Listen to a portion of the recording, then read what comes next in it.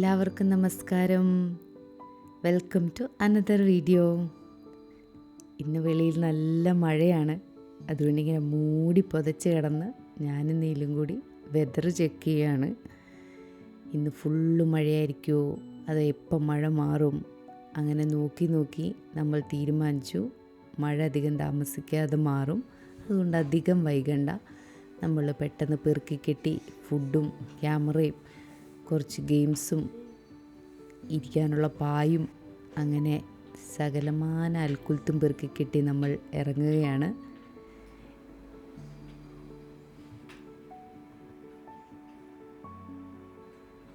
അതിഗൂഢമായ ചർച്ചയ്ക്ക് ശേഷം ഞങ്ങളങ്ങനെ തീരുമാനിച്ചു ഇന്ന് ജനീവയ്ക്ക് അടുത്തുള്ള ഒരു സ്ഥലം കോപ്പെ എന്ന് പറഞ്ഞൊരു സ്ഥലത്തേക്ക് ട്രെയിൻ എടുത്തിട്ട് അവിടെ പോയി ഇറങ്ങി ബാക്കി നിയോം വരെ നമുക്ക് ഹൈക്ക് ചെയ്യാമെന്നാണ് ഇന്നത്തെ ഡിസിഷൻ. ഹൈക്കിങ് എത്രത്തോളം സക്സസ് ആയിരിക്കുമെന്ന് അറിയില്ല. ഒരു 15 കിലോമീറ്റർ ഉണ്ട്. അതുകൊണ്ട് മെല്ലനെ തുടങ്ങാം. ഹൈക്കിങ് തുടങ്ങി ഒരു 1 കിലോമീറ്ററിൽ തന്നെ നമ്മളൊരു വില്ലേജിലേക്ക് കയറും. അപ്പം അവിടെ മുതലേ പിന്നെ ഇങ്ങനെ ഒരു ടൗൺ ഏരിയ നമ്മൾ ടച്ച് ചെയ്യുന്നേയില്ല. ഫുള്ള് ഇതുപോലത്തെ വില്ലേജുകളിൽ കൂടെയും ഫോറസ്റ്റിൻ്റെ അകത്തൂടെയൊക്കെ ആയിരുന്നു ട്രാവൽ. ഇന്നത്തെ ക്ലൗഡി ഡേയും ഒരു ഭയങ്കര ഫീലായിരുന്നു ഇങ്ങനെ നടക്കാൻ.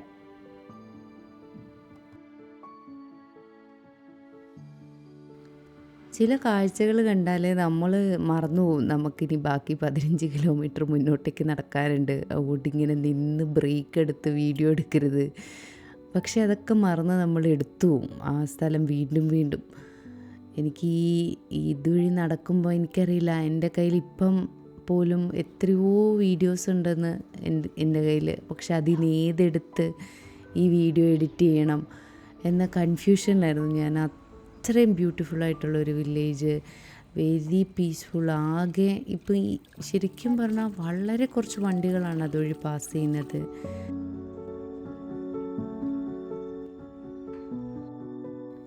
പിന്നെ ഇവിടെ ഇപ്പോൾ സ്പ്രിങ് തുടങ്ങിയോണ്ടുള്ള ഏറ്റവും വലിയ അഡ്വാൻറ്റേജ് ഇതാണ്. നമുക്ക് വെള്ളം തീരുമ്പോൾ നിറയ്ക്കാൻ പറ്റും. പിന്നെ അടുത്ത അഡ്വാൻറ്റേജ് പറയണ്ടല്ലോ, പൂക്കൾ ഒരു രക്ഷയില്ല. എല്ലായിടത്തും പൂക്കളായി. നല്ല ഭംഗിയാണ്. നമ്മുടെ നാട്ടിലെ ഓണം വന്ന ഫീലാണ്.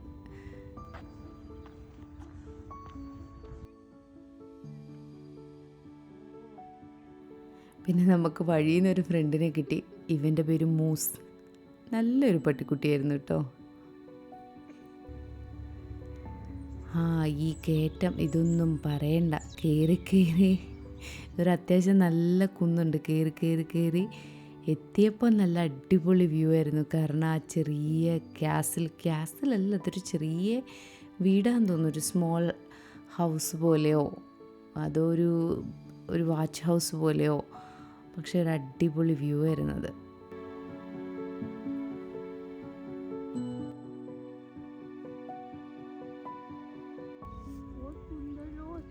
Orkella 4 kilometer.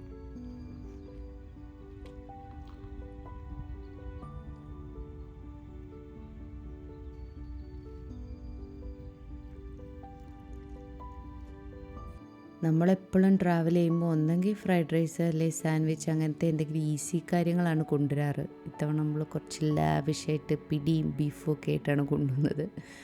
അതൊക്കെ കഴിച്ചിങ്ങനെ കുറച്ച് നേരം ഇരുന്ന്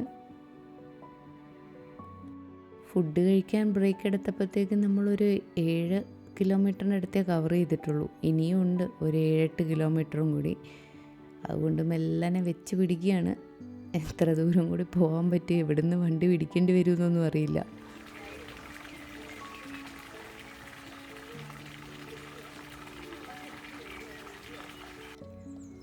ഓരോ ദിവസവും ഓരോ എക്സ്പീരിയൻസാന്ന് പറയുന്ന പോലെ നമ്മൾ പോയ സ്ഥലത്താണെങ്കിൽ പോലും പിന്നൊരു തവണ പോകുമ്പോൾ അത് വേറൊരു എക്സ്പീരിയൻസാണ്. അതുപോലെ ഹൈക്ക് എത്ര പല ടൈപ്പ് വില്ലേജുകളിൽ പോയിട്ടുണ്ട്. പിന്നെ നല്ല വെയിലുള്ള ദിവസം പോയിട്ടുണ്ട്, നല്ല മഴയുള്ള ദിവസം പോയിട്ടുണ്ട്. ഇതാദ്യമായിട്ടാണ് ക്ലൗഡി ഒരു നല്ലോണം മഴ ഇപ്പം പെയ്യും എന്ന് പറഞ്ഞ് നിൽക്കുന്ന ഒരു ദിവസം പോകുന്നത്. അതും വേറൊരു ഫീലായിരുന്നു കേട്ടോ. ഞാൻ വിചാരിച്ചു ഭയങ്കര മൂഡ് ഓഫ് ആയിരിക്കും. പക്ഷേ അത് രസമുണ്ടായിരുന്നു, നല്ല രസമുണ്ടായിരുന്നു. പിന്നെ സ്പ്രിങ്ങും കൂടെ ആയതുകൊണ്ട് പൂക്കൾ നല്ല രസമുള്ള പൂക്കളാണ് ചുറ്റിനും.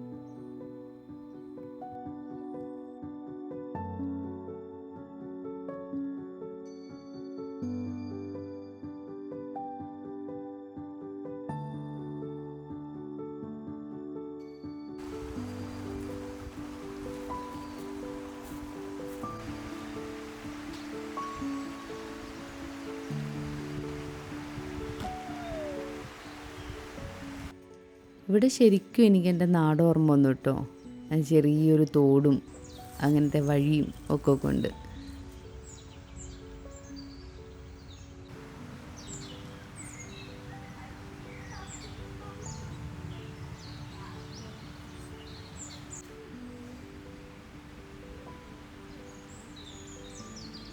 ഇനി ഞങ്ങൾ പോകുന്നത് ഈ ഹൈക്കിൻ്റെ ഏറ്റവും ഭംഗിയുള്ളൊരു ഭാഗത്തേക്കാണ്. ഇതിൻ്റെ അകത്ത് ഈ ഫോറസ്റ്റിലേക്ക് കയറി കഴിഞ്ഞ് നമ്മൾ താഴേക്ക് ഇറങ്ങി ചെല്ലുമ്പോഴത്തെ ഒരു വ്യൂ, അതൊരു അടിപൊളി ഫീലായിരുന്നു കേട്ടോ ആ സ്ഥലം.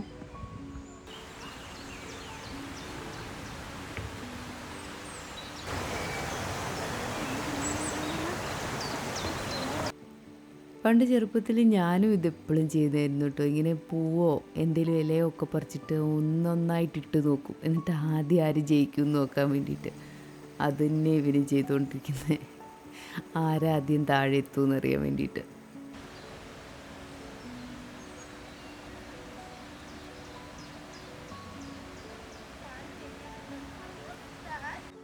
ശരിക്കും ഇത് 15 കിലോമീറ്റർ ഹൈക്കാന്ന് പറഞ്ഞാലും ഇതിനത്ര ഒരു ടഫായിട്ടുള്ള ഒരു ഹൈക്കേ അല്ല കേട്ടോ. ഭയങ്കര ഈസി പീസി ഹൈക്കായിരുന്നു. കാരണം അത്ര വലിയ കുത്തനെയുള്ള കയറ്റമോ അങ്ങനെ ഒരു സ്റ്റീപ്പ് ഇറക്കങ്ങളോ അങ്ങനെയൊന്നുമില്ല. Very easy straight. മിക്കതും ഭയങ്കര സ്ട്രെയിറ്റ് ആയിരുന്നു. ഇങ്ങനത്തെ ചെറിയ ചെറിയ കയറ്റങ്ങൾ മാത്രമേ ഉണ്ടായിരുന്നുള്ളൂ. പിന്നെ ആഡ് ഓൺ ആയിട്ട് ഇതുപോലെ പല പല ജീവികളെയും കാണാൻ പറ്റി. പല ഫാമും കണ്ടു നമ്മൾ. ഇനിയും പോകുന്ന വഴിക്ക് വേറെ ഫാം കണ്ടു. പിന്നെ ഇതുപോലെ പൂക്കൾ, പിന്നെ സൈഡിൽ നിറയെ പാർക്കുകളുണ്ടായിരുന്നു. നമുക്ക് ഇരിക്കാനും റെസ്റ്റ് എടുക്കാനും ഒക്കെ പറ്റി.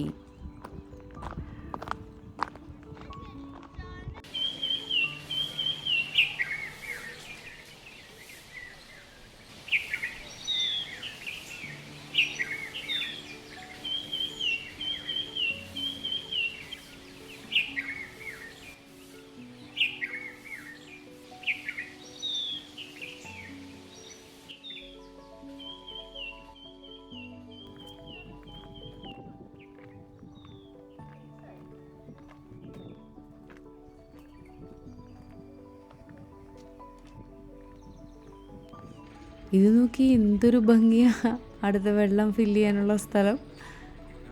ഓൾറെഡി ഉള്ള കളറൊന്നും പോരാഞ്ഞിട്ട്, ഭൂമിയിലുള്ള കളറൊന്നും പോരാഞ്ഞിട്ട് എക്സ്ട്രാ കുറേ കളേഴ്സ് അവർ ആഡ് ചെയ്ത് വെച്ചിട്ടുണ്ട്. പിന്നെ ഈ വില്ലേജ് നല്ല രസമില്ലേ? ഇതാ ഞാൻ പറഞ്ഞ പോകുന്ന വഴിക്ക് അടുത്ത ആനിമൽസ് കണ്ടത്, കുതിരയും കുതിരയുടെ മക്കളും. അതൊരു അടിപൊളി വ്യൂ ആയിരുന്നു കേട്ടോ.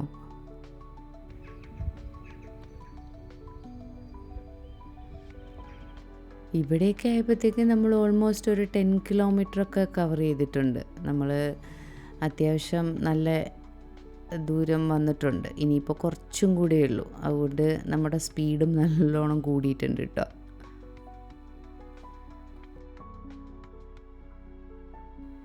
ഇവിടേക്ക് എത്തിയപ്പോഴത്തേക്കും നമ്മുടെ ഹൈക്ക് ഓൾമോസ്റ്റ് കഴിയാനായല്ലോ. അപ്പം നമ്മൾ വിചാരിക്കുന്നത് നല്ല വഴികളൊക്കെ കഴിഞ്ഞു, ഇനിയൊന്നുമില്ല. പക്ഷേ അപ്പോഴത്തേക്കും നമ്മളെ ഞെട്ടിച്ചുകൊണ്ട് ഈ ഫോറസ്റ്റ് കടന്നു വന്നു.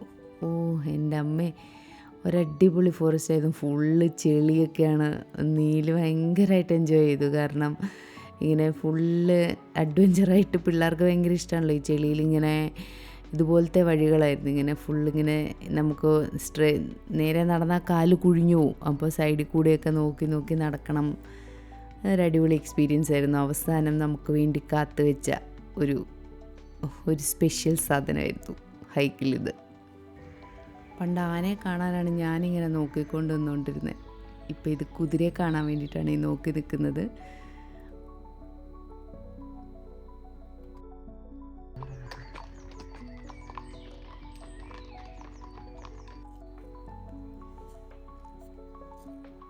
അങ്ങനെ കുറച്ച് എക്സ്ട്രാ ടൈം എടുത്തിട്ടാണേലും ഞങ്ങൾ അങ്ങനെ 15 കിലോമീറ്റർ സക്സസ്ഫുള്ളി കംപ്ലീറ്റ് ചെയ്ത് തിരിച്ച് വീട്ടിലേക്ക് പോവാണ്. അടുത്ത വീഡിയോയിൽ കാണാം. ബായ്.